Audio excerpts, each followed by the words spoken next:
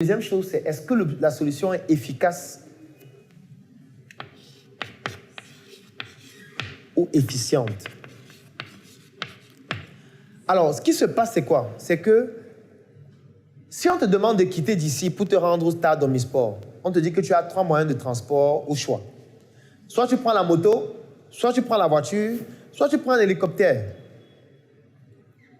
Les 3 moyens de transport te permettent d'arriver à l'objectif. Sauf qu'il y a certains qui te font dépenser plus de ressources financières, logistiques, et il y a d'autres qui te font dépenser moins. Donc, une solution qui te permet d'atteindre l'objectif en dépensant le moins de ressources, c'est une solution efficiente. Et une solution qui te permet d'atteindre l'objectif toujours, mais en dépensant plus de ressources, c'est une solution efficace. Et quand on est un entrepreneur, on recherche des solutions efficientes.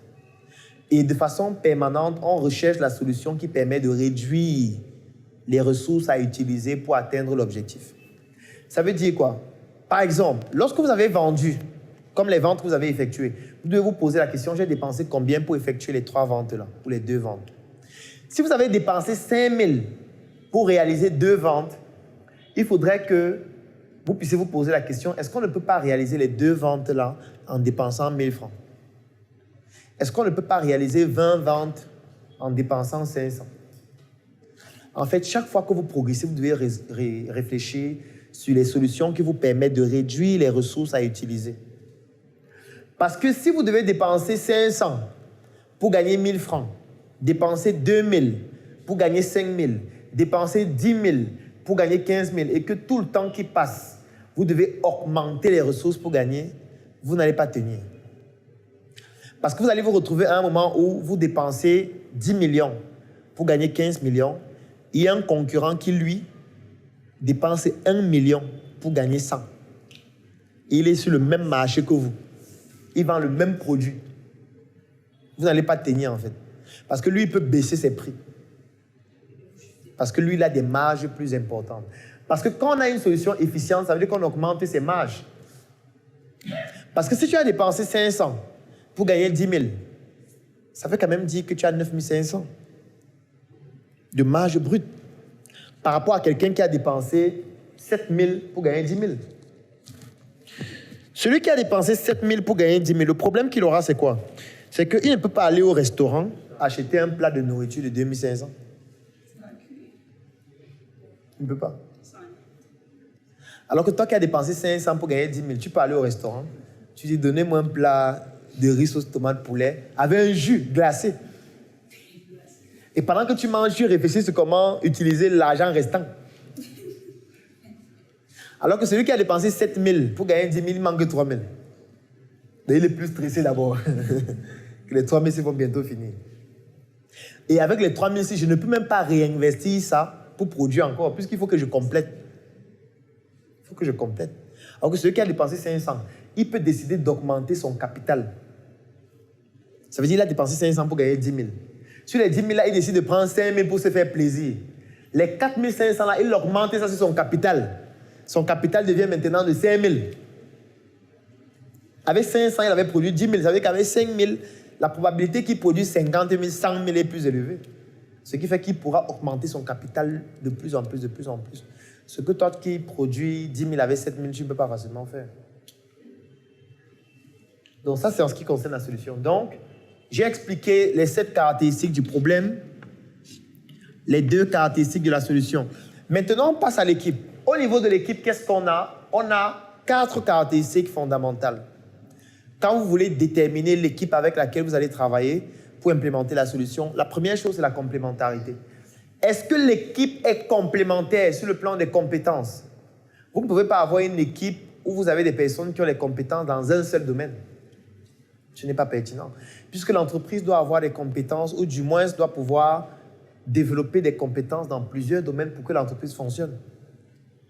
Vous devez avoir des compétences en comptabilité, des compétences en marketing, des compétences en gestion, des compétences en intelligence économique, des compétences même sur le plan technique du secteur d'activité dans lequel vous êtes.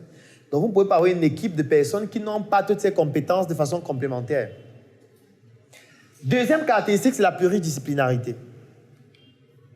Dans votre équipe, vous devez avoir des personnes qui sont capables de faire plusieurs choses à la fois, dans plusieurs domaines.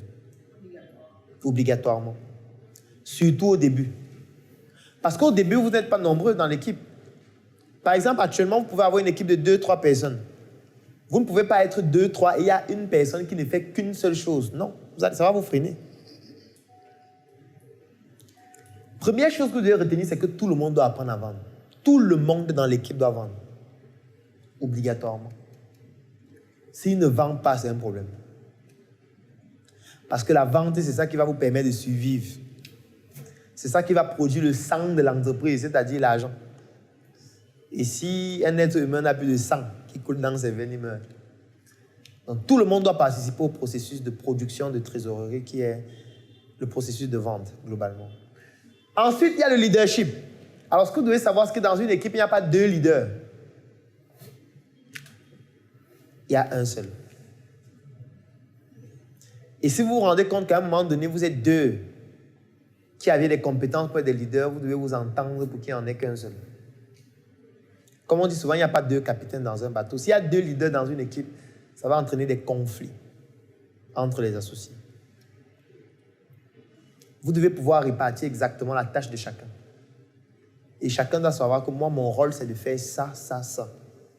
Lui, son rôle, c'est de faire ça, ça, ça. Si vous avez quelqu'un dans votre équipe qui est compétent en communication, à oratoire, etc., vous pouvez décider que lui, il va se charger des relations publiques. C'est lui qui va passer dans les médias. C'est lui qui doit faire des communications publiques. Vous ne devez pas être jaloux de ça. Vous dites que non, c'est moi qui ai créé l'entreprise. Moi, il doit aussi passer à Canal 2.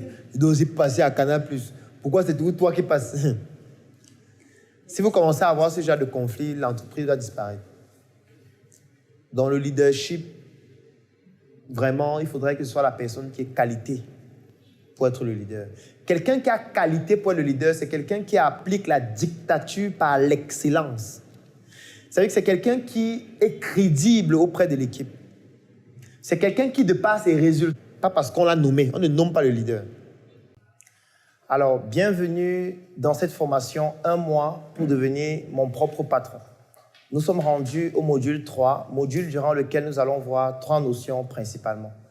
La première notion que nous allons voir aujourd'hui, c'est toutes les attributions de l'équation entrepreneuriale, notamment le problème, la solution, l'équipe, la population cible et surtout les moyens de communication. Ensuite, nous allons parler de l'intelligence financière. Nous allons voir un élément fondamental, à savoir le seuil de rentabilité, avant de conclure sur quelques éléments sur la notion de la gestion du temps et de son espace de travail. Donc, nous allons commencer directement avec ce module 3, bien évidemment en faisant le rappel de ce que nous avons vu durant les 2 précédents modules. Donc, bienvenue dans ce nouveau module. J'ai débuté ma carrière en chien sans aucun doute dans la Tessie. Tous les jours, écrit des textes sans aucun but. On me disait, mon petit, arrête, t'as pas de thunes, obstiné de mon état.